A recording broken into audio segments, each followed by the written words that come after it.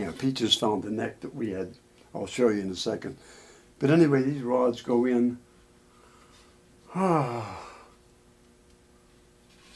with a steel rod with a 1032 thread on it and a steel slug down here that anchors the rod real tight. We epoxy it in there, and then we lay a strip of wood down and make it real solid. And the neck is on an angle you can see. I think we talked about this before, but there it is again. This was my dad's idea, to do it like this, as opposed to putting it in there on a curve or this kind of a curve. It's a little hard to work. These fingerboards, when you turn the rod on any of my necks, it's instant. You can see it. We can adjust. We stand here sometimes when we're doing the final work on the necks, adjusting the rod and have the strings up, and we're doing this just a little bit this way, a little bit that way, a little bit, and we can see the neck actually moving right there, real easy. Some of these guys put these rods in. I'm not going to mention any names, but I've seen adjustments with Allen keys where the rod, the actual nut is down here somewhere. And you should never adjust a neck without the strings up the pitch because you don't know where you are. And here you are with, typical Allen wrench, okay? You got 4 strings on here, or 6 strings, or whatever it is, and you're trying to reach in here to get a hold of that. And you have to adjust it. And you can't, now you got it in there, and you turn, you're going to hardly anything at all. And on top of that, you're up here, and you're going to be banging into the strings that way or this way. Down here is even more dangerous. You put a brand new set of strings on, and you got a wrench in here, and you're trying to tighten or loosen it.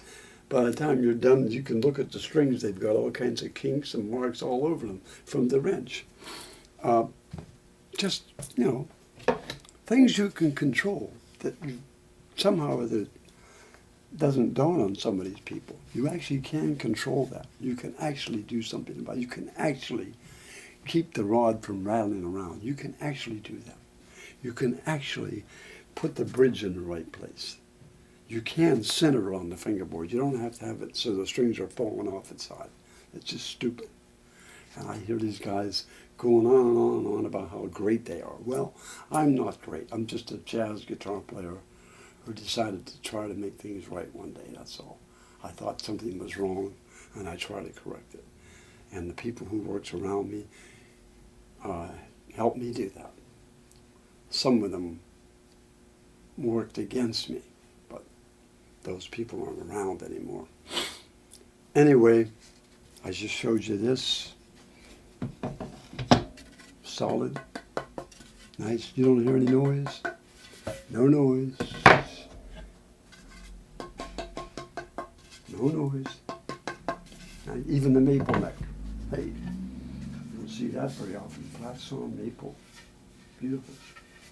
This is going to be, it's going to be one of these necks. There's another one. Kelvin has one down there already. This one will be going down next, so we're going to make it no noise. We have a neck here. We were going to cut this rod out and keep the rod, but then we decided maybe we should keep this just to show people, boy, here we are. We started to cut it out, and I said, hey, let's leave it, because when we put this one in, I have no idea why it's rattling. Maybe there was a piece of dust on the bottom of the slot. Maybe the rod didn't go all the way down. Maybe we didn't have enough glue. I don't know. All I know is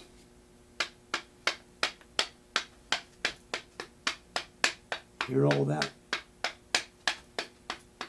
That should be audible, right, Pete? Oh, I'm sorry. Hey, what am I doing? There we go. Yeah, get the microphone over here. Anyway. Yeah, you should be able to hear that. Yeah. And that going on a bass,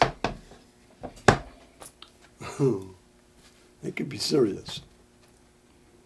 You're playing and maybe certain notes will, set that rod off, and you get what they call a sympathetic vibration, and you get You might end up getting some dead notes or a buzz or something, and you think it's either a fret job or something like that. And in fact, it could be the rod being loose. I know some of those old Fenders, I used to, before I even built instruments, back in those days, adjusting, the rod fell out. I said, whoa, it wasn't even in there at all, you know. And I went in and redid them.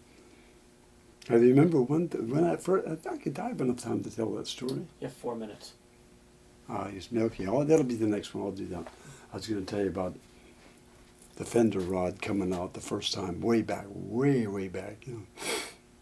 And you know, it just happened, that's all it is, what it is, and we cleaned it up. Anyway, let's go back to this bass just for a minute. We are going to do that, so I'm just letting you people know. You can contact Pete, Joe, Aaron. Let them know if you want to do that. Like I said, there's 2 in the works right now. This was one of them. Over there's the body. Kelvin has another one he's working on. That should be up in a couple of days, and then we'll finish it, you know. And before we put them up on eBay, which I'm sure they'll go right away, I have a feeling that somebody will want them, I guess. I understand there's a lot of makers out there building this bass right now, but the ones we're talking about are going to be, they're going to be mine, and they're going to have my name on it. And I am the one who did it first. I hate to say stuff like that, but I did. You know, what am I going to do? Anyway, we're running out of time, so I'm going to give this to my friend Dave tomorrow, Dave O'Connor. I'm going to see the Yankee game tomorrow night. I got tickets from, Dave got me a seat with him. And watched Jeter hit his final hit so he can take over Lou Gehrig's record. I'm a big baseball fan, for people out there who don't know it. Not just a Yankee fan, but a baseball fan. All baseball. Just like all music. Okay, we're finished, Pete. You want to say goodbye, Pete? Goodbye, Pete. Goodbye, Pete.